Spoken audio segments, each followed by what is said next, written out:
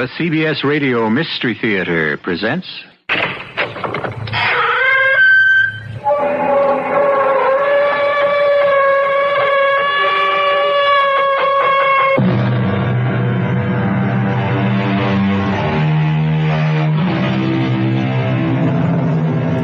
Come in.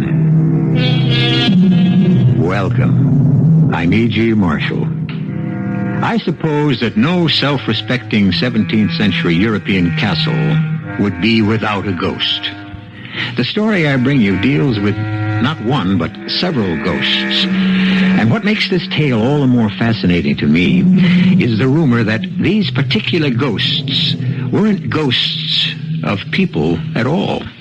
And although they made no sound and were seen but rarely, they represented the absolute in terror. And a strange vendetta. My little dog. What have you done to my dog, my lord? I believe I told you, madam, that the dog is the emblem of fidelity. There will be no more dogs at Castle Kerfol. But I have never betrayed you. You cannot punish a dumb animal for a crime you think I have committed. I will hear no more of this. Oh, but you will, my lord. Someday you will. And then, too late, my lord.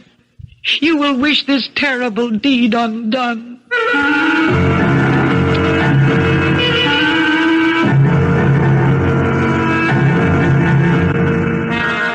Our mystery drama, Castle Kerfol, was especially adapted from the Edith Wharton classic for the Mystery Theater by Murray Burnett and stars Mercedes McCambridge. I'll be back shortly with Act One.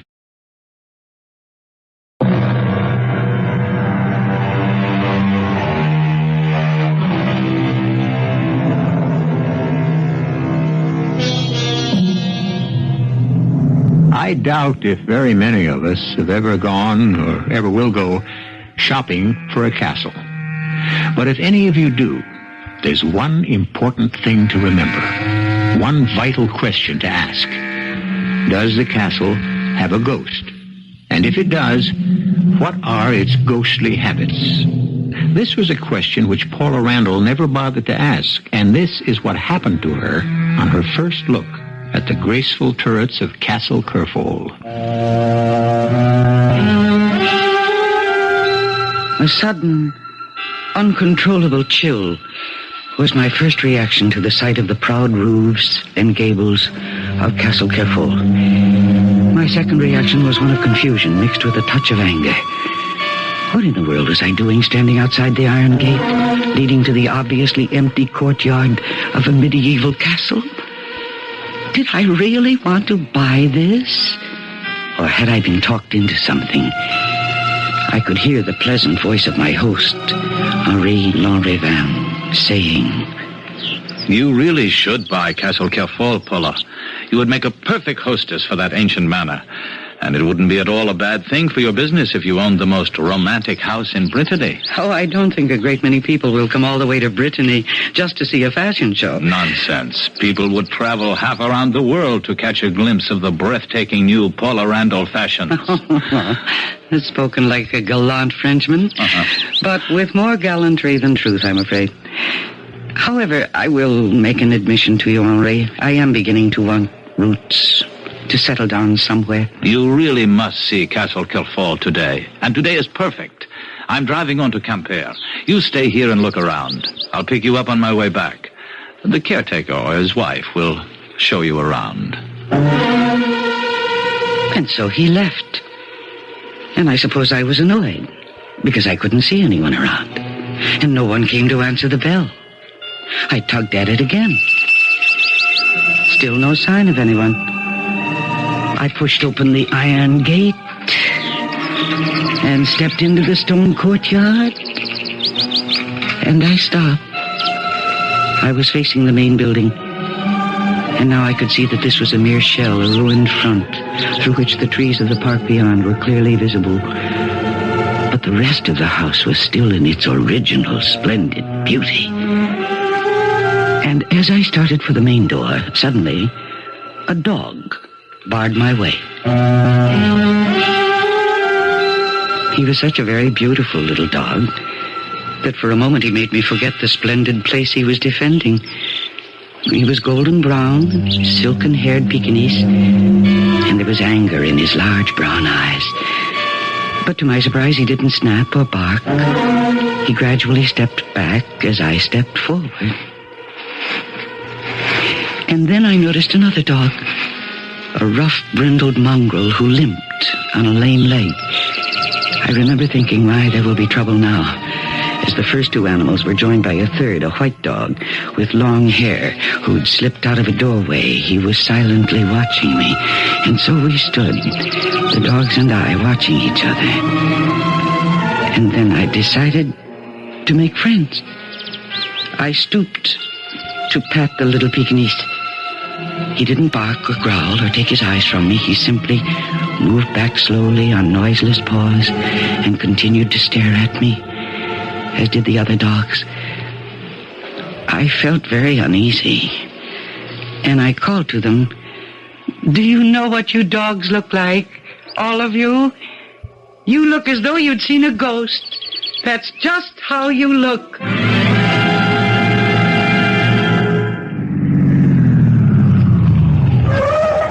Hola, I hope you haven't been waiting here long. I thought you'd be up at the castle or with the caretaker. There are no caretakers. What? I don't understand. The family are anxious to sell the place. The caretaker or his wife should be around. What can have happened? I don't know, but I saw no one. Well, I must apologize. I never would have had you go if No apology necessary. Even if I could have gotten in, I suspect the dogs would have stopped me. What did you say about dogs? Oh, yes, there were several dogs. They seemed to have the place to themselves. You mean you actually saw them? Oh, you can't miss them. I saw nothing else. How many? I've always wondered. Ali, don't tell me you've never been to Castle Kerfol. Often, but never on this day. What day? Well, I'd quite forgotten. If I'd remembered, Paula, believe me, I never would have brought you today. There is a story that goes with Castle Kerfol, an unpleasant tale. As a matter of fact, an ancestor of mine named André Lanrivin was mixed up in it. You know, every Breton house has its ghost story. Well, what on earth has that to do with the dogs? Those dogs are the ghosts of Kerfol. Oh, come on, Henri. Oh, yes. Do you expect me to believe that? I don't expect you to believe anything. But you told me you saw a lot of dogs. And I know there isn't a single dog at Castle Kerfol. At dinner that night, there was no more talk of Castle Kerfol. But after the guests had left and Henri's mother had said good night, he brought me a shabby leather-bound volume from an upper shelf in his library. Yeah, I think you should read this. What is it? You see. A history of the assizes of the Duchy of Brittany, Quimper, 1702. Mm-hmm. This book was written about 100 years after the affair at Castle Kerfol. But I believe the account is taken almost literally from the judicial record. There was a trial? Yes, and a rather strange one. And my old ancestor, André de Lanrivin, figures in it. And the dogs, Henri, where do they come in? Read it. And if you should be too frightened to continue, just yell, and I shall come galloping to the rescue. I read until well past midnight, completely absorbed, caught up in this strange transcript of what took place in a courtroom over 400 years ago. But on this night, every word rang as clearly as if I were sitting there, listening to the judge, questioning the young and beautiful Anne de Cornol, the lovely young bride of the 62-year-old Baron Yves de Cornol, the master of Kerfol Castle. The prisoner must understand that if this court is to arrive at the truth, the prisoner must give us, in as much detail as she can remember, the entire history of her marriage to the Baron. I understand, your lordship. What is it you wish to know? The court has heard testimony from various witnesses about the first 2 years of your marriage to Yves de Cornol. But what puzzles me is how you and the Baron met. My father took me to the holy shrine at Locronan. We were seeking absolution, doing penance for our sins, and that was where the Baron first saw me, and... And? He was smitten with me. Well, how do you know that? Because, your lordship, it was less than a week later that he came to my father's house with pack mules laden with gifts for my father and for me, and he asked for my hand. Now proceed, madame. Castle Kerfol was a very lonely place, and when my husband was away on his business matters, I was alone. It was my very deep sorrow that our marriage was childless, though there was never a word of reproach from my husband. In short, madame, you would have the court believe that yours was an idyllic union with never a quarrel between you? No, your lordship, we quarreled, but only over matters of small import. Perhaps madame can recreate for us one of the quarrels of small import? Yes, your lordship. It was after one of my husband's business trips. He came to me in the garden immediately upon his return. Well, it is suitable and pleasing to me to find my wife in her garden picking flowers. I am happy to please my lord. Oh, come, Anne. My name is Eve.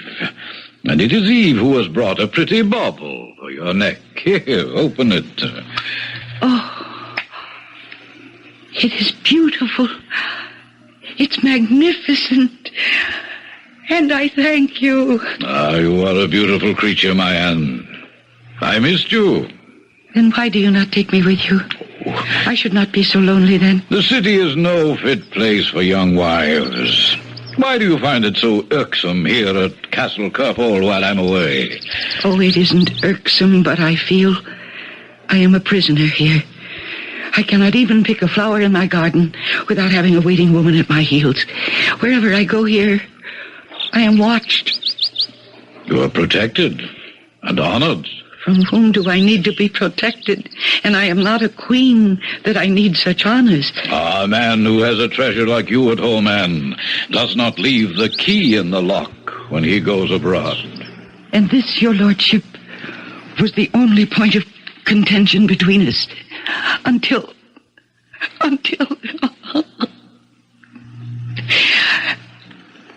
I'm sorry. My apologies to the court and to your lordship. But these memories are sometimes very painful for me. When my husband returned from his following journey, he brought me a gift, the one I loved the best. It was a small brown silken Chinese dog that he'd purchased from a sailor at Bordeaux. Perhaps it was true that I loved that little dog in place of the child I never had, but Eve seemed pleased that I was so fond of Chinois.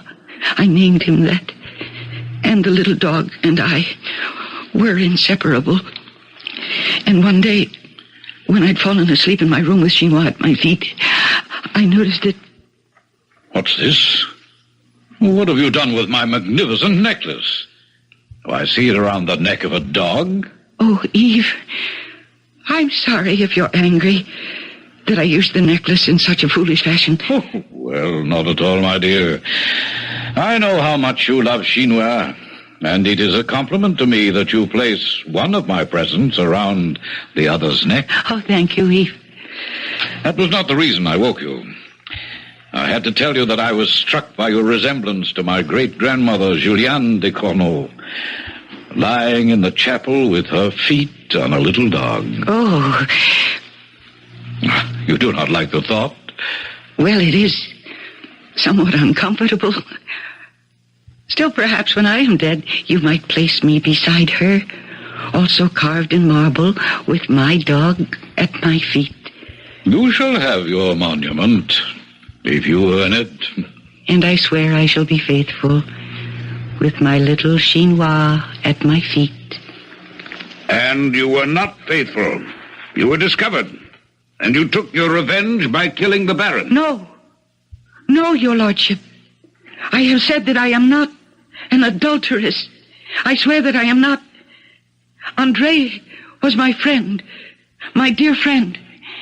He was a man who was not as cruel as my husband, but he was no more than a friend. Do you deny that you met him secretly the night your husband was killed? I have never denied that. Then why did you go meet him secretly at midnight, if it were not to commit adultery? I went to ask him to take me away, because I was certain that my husband was going to kill me.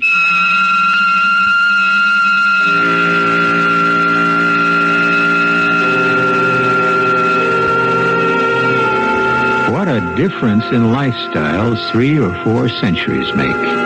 Today, if a woman commits adultery, she's just as likely to write a book detailing her experiences. In the 17th century, a husband would have been allowed to kill an unfaithful wife. I'll be back with Act 2 in just a moment.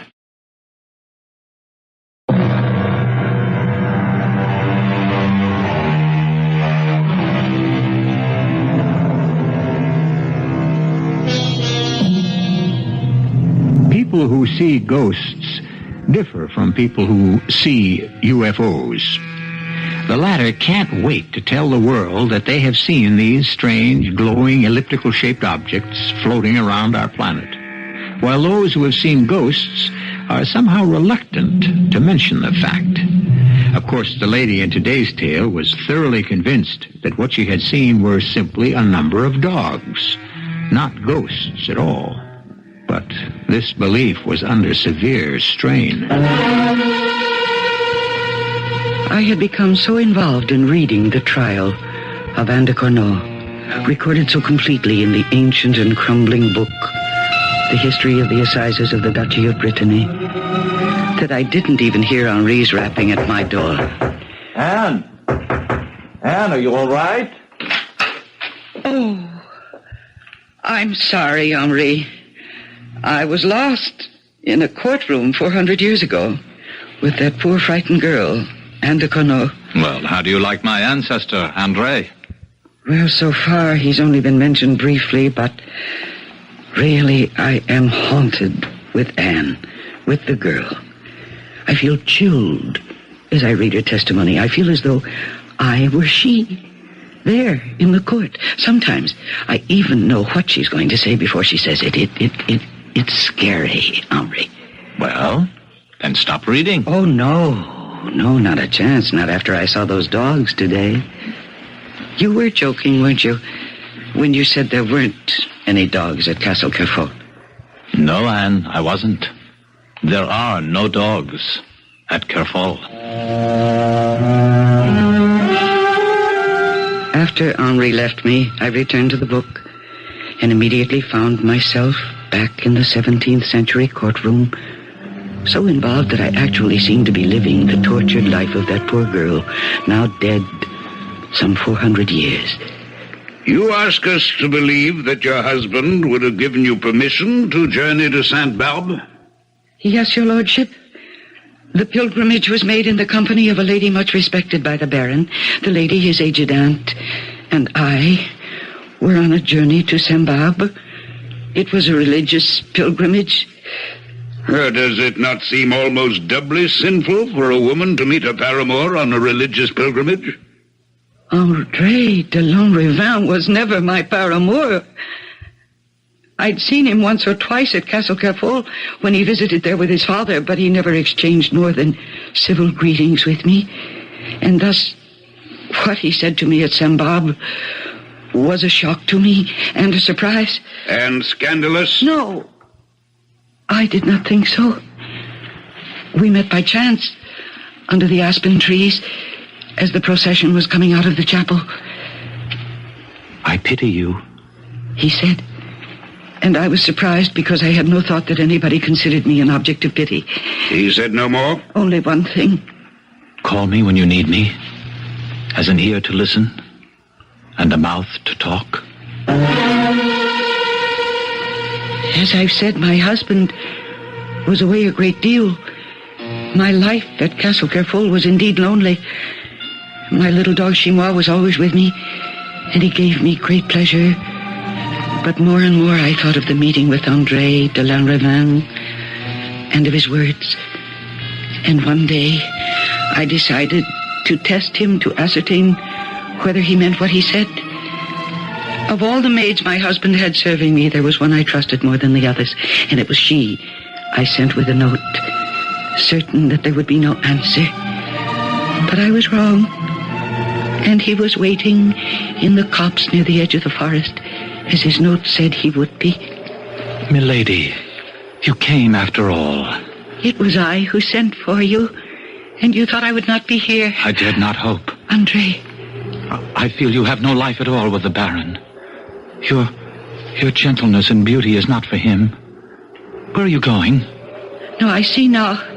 It was not only foolish, but it was wrong of me to have come. Please, milady, don't go. Just tell me what you want from me, and you shall have it. There must never be a discussion of my husband. He shall not be mentioned. Agreed. That is a beautiful little dog you have in your arms. Yes, I love him very much. He was a gift from the Baron. I see. Which was very thoughtful. But much as I love my little Chinois, I admit to loneliness. I long to hear a human voice other than my maid's. If my voice will help, you shall hear it as often as you wish. And, how often did you meet? Twice more, your lordship, and each time very briefly. And your husband knew nothing of these meetings? I have reason to believe he did not. You see, at the time of our second meeting, I had already realized that we must put an end to it. But there must be a reason. Surely I deserve at least that from you, Anne. Some reason why we should no longer meet. Because I do not wish it. If there's one thing I know, it's that you have enjoyed our conversations as much as I. Perhaps more. You've told me so. No, never. Well, perhaps not in so many words. But I can tell. By the flush on your cheek, the spark that kindles in your eyes when I tell you of Paris and other cities I've seen. No. What you have just said is reason enough why we must no longer meet. I find myself looking forward to it too much. I know it will be like a drug to me. And the more meetings we have, the more I shall want. I must stop now, while I can. But we have done nothing wrong. Committed no sin in the eyes of the Lord. Thank you, André, for the moments of light you have given me. I shall always be grateful. But we can meet no more. But you did. And why? What changed your mind? A message from him, your lordship, saying that he was going away for a long, long time, and he asked for only one farewell meeting. If I knew you would come to bid me farewell whenever I leave the country, then I should try to leave every day. André, where are you going? When do you leave? I go to the British Isles on some business, which is not without peril. I shall be away for 6 or 7 months. Would you not give me some keepsake? Something of small value to you, but which I will cherish always, since it will speak to me of you during the long months of separation? Oh, gladly. I would give what you ask, but I brought no jewels. I wear no rings. I have no trinkets. And then, though I knew it was wrong, I took the small necklace from around the throat of little Chinois, and I offered it to André. At first he refused, but I urged. No, I insisted. And finally he took it. And afterwards I was sorry. And that very night, at dinner with my husband... Well, your little dog has a giant appetite, my love. You mustn't spoil him by overfeeding. Better overfeeding than overpetting, the way you do. Mm-hmm. Well, here, come here, Chinois. Here. Here's a piece of meat. There. Good dog. Well done. What's this? Where is his necklace? Oh, he lost it. Lost it? He was running in the park, in the undergrowth, and when I picked him up, I noticed that the necklace was gone.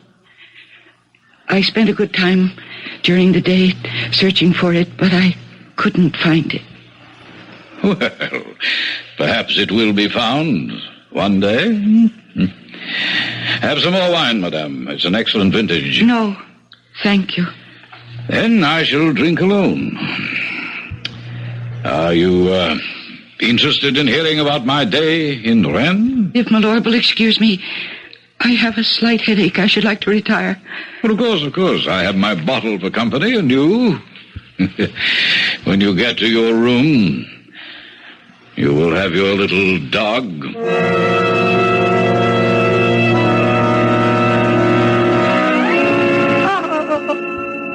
Chinois, mon pauvre, my little Chinois. Madame, there is something wrong, something troubling you. Chinois, he is dead. Now, how did that happen?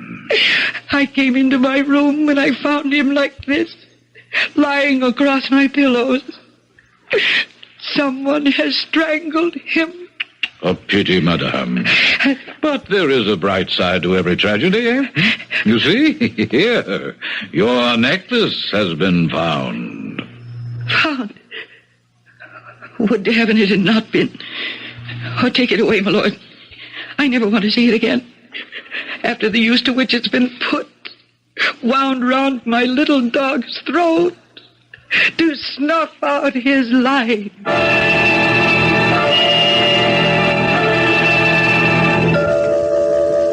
Madam, I'm displeased that you smile so little. I'm sorry, my lord. I shall try. No, nonsense. I have arranged for some entertainment at Castle Kerfol when I go next to Camphor on business. Entertainment, I think, that will please you. That is very kind of you, my lord. You all so selfish of me. I would like to see some small measure of life appear in a wife who is at least 40 years younger than I am. Yes, my lord. And so for 2 days, while I am at Camphor, I have given the gypsies permission to come here. And in return, they promised to put on some entertainments for you. Let us hope, madame, they serve to put you in better spirits.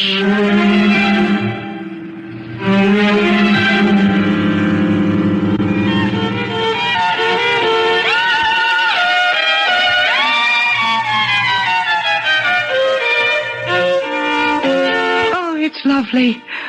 It's so lovely. And the dogs are wonderful.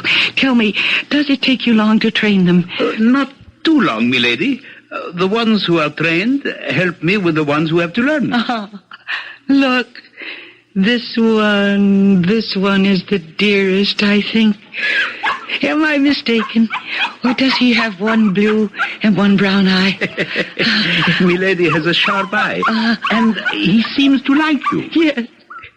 Would it be much trouble for you to train another dog if... Milady wants to buy the little dog, of course. For 3 golden coins, you may have the dog. Oh, thank you very much. I'll have one of my maids get you the coins.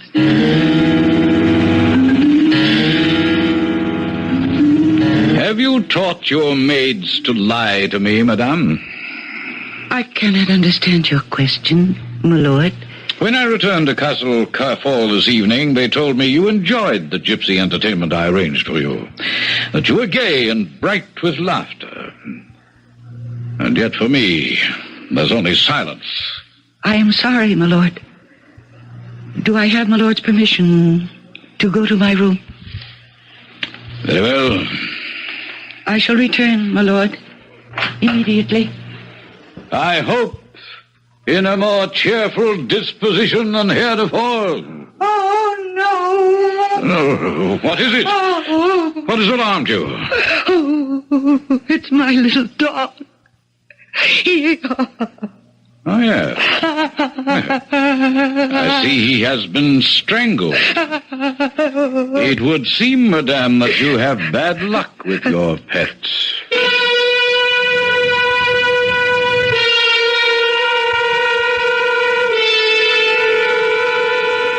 Everyone knows that the ASPCA represents the American Society for the Prevention of Cruelty to Animals. There is, however, no ASPCM. which could stand for the Society for the Prevention of Cruelty to Mates. Perhaps if there were such a society, there might be fewer divorces, and even more important, fewer husband-wife murders. We'll be back with Act 3 in just a moment.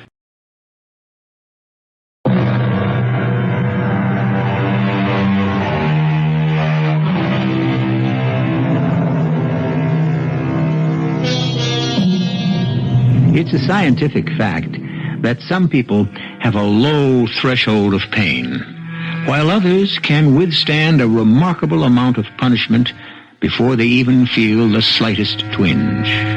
It would seem to me only logical that some people would be more sensitive to the influences and specters of the past and would find themselves powerfully affected by merely hearing or reading about past events.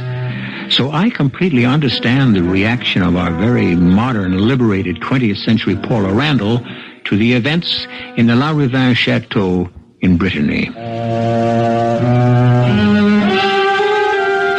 I had been reading for hours, and I suppose I made a fool of myself later that night with my behavior. But there were extenuating circumstances. Earlier, I had told Henri de La Ravin how much I had identified with the girl with Anne de Cournal, whose trial I was reading about. And I had just reached the part where she found her second little dog strangled, and suddenly the lights in my room went out. I didn't panic, not then, but I had been reading in bed, and in the dark I reached for the bedside table to find a match to strike a light. And my hand felt something soft and furry. And it was then that I screamed and woke the house and brought Henri bursting through my door. Paula, what is it? What has happened? The dog. Henri, her dead little dog. It was next to my bed. I felt it. Nonsense. There's nothing here. Look. It's one of your bedroom slippers with a fur on it. Look for yourself. Well, I can't see it in the dark. Why did those lights go out? It's almost dawn. We switch back from the emergency generator now. And there are about 10 minutes during which we're without electricity. Of course, not many people are usually up at this hour. I'm sorry, but I was so frightened. Henri, why did you give me this book, this history of the trials of the Duchy of Brittany? Why did you want me to read this? No ulterior motives, my pet. I thought you'd be interested in buying Castle Kerfol. I wanted you as a neighbor. And then you saw the dogs. That clinched it. Yes, but other people must see them. You told me the caretaker and his wife leave on that particular day, so... Well, they live here. They have ties. What are you saying? Perhaps you shouldn't finish. No, you go now. And apologize to the household for my behavior. And we will have coffee after I've finished reading. Henri was disturbed, but he left. And I went back again to the history of the assizes of the Duchy of Brittany. And again the ancient words on the printed page worked their magic. And I was transported back in time to that drafty courtroom. And, did it not occur to you to confront your husband and ask him if he was indeed responsible for killing the dogs? And if so, what were his reasons? I felt that would be useless. Why useless? You did not know the Baron, your lordship.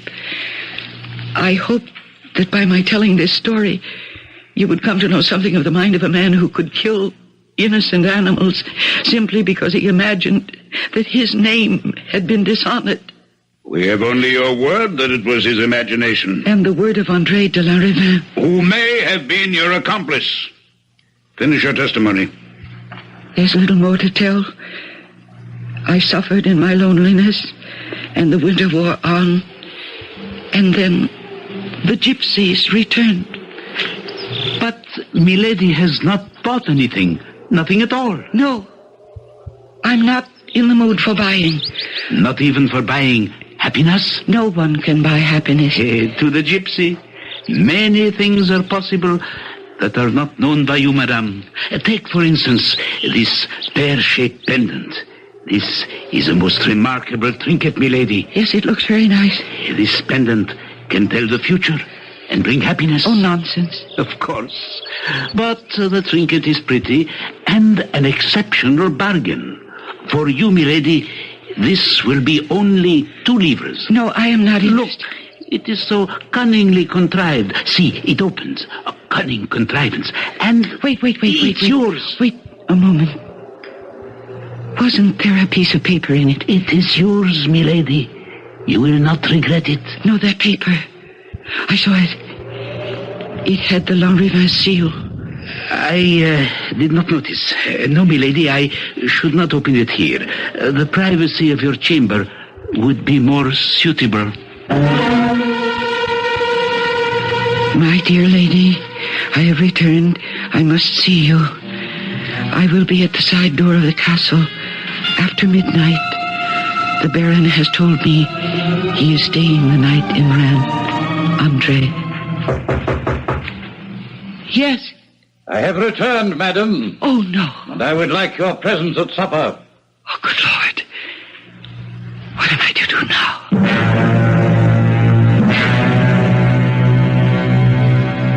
It is a pleasant surprise to find you back tonight, my husband.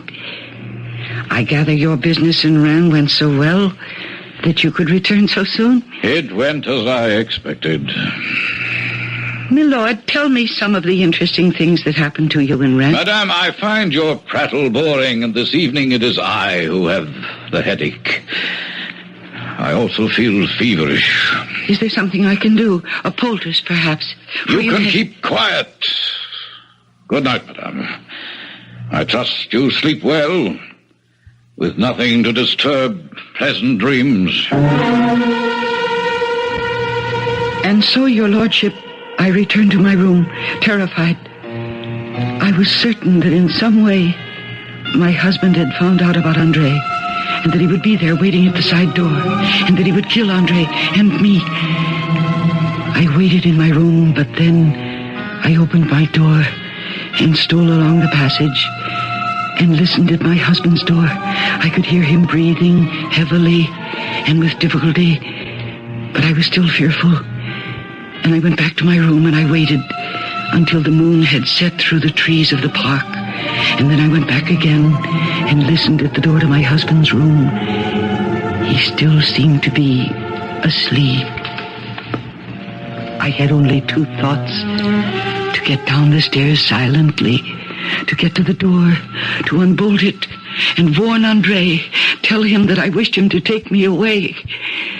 I reached the door and unbolted it and opened it. Anne, I must tell you... Andre, you must go. He has come back. I think because he knew that you were coming. Please go. Go now. But Anne, I want to go away with you, but not now. Go now.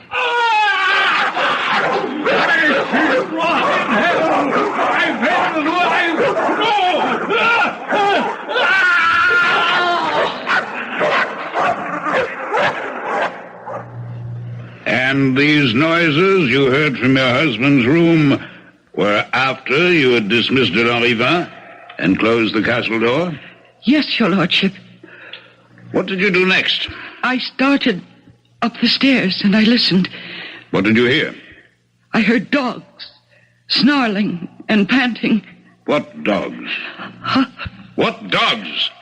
I don't know. And how long did you remain listening on the stairs?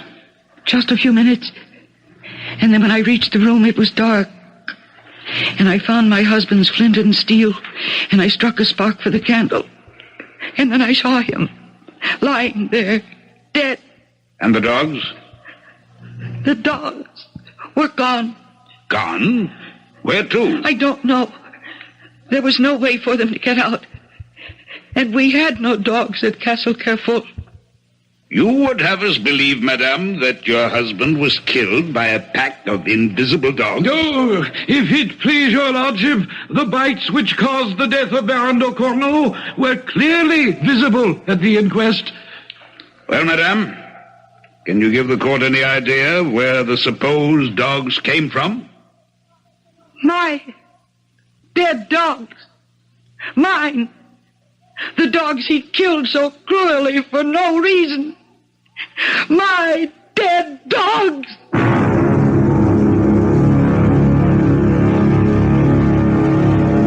A 20th century sun was brightening every corner of my room when I'd finished and put down the history of the trial of Anne de Corneau. And I sat there thinking I was emotionally drained when Henri de Lanrivain knocked at my door. Yes, come in. Ah, you look beautiful. But you seem terribly worried, my lovely Paula. Henri, you can forget about my buying Castle Kerfol. I would not want to live there now if someone gave it to me. Oh, but Sherry, what you read happened 400 years ago.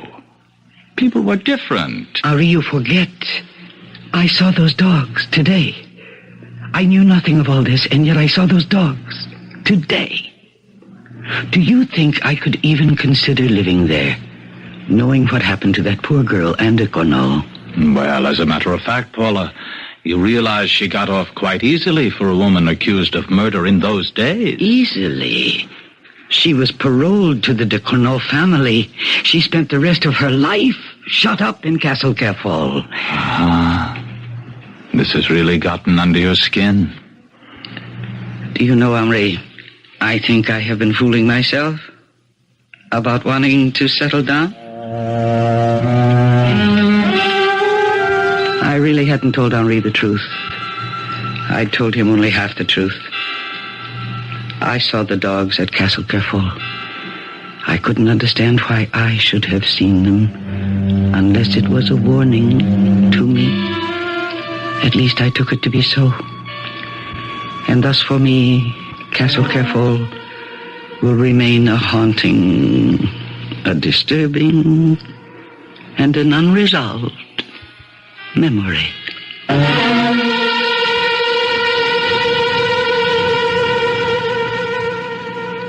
I was impressed with this story of Castle Kerfol and the dogs, and told it to a psychiatrist friend of mine. When I finished, he smiled the smile of a man with all the answers, and said, "It's amazing to what lengths a woman will go to avoid facing up to the fact that she's really afraid of marriage." He believed that. Do you? I'll be back shortly.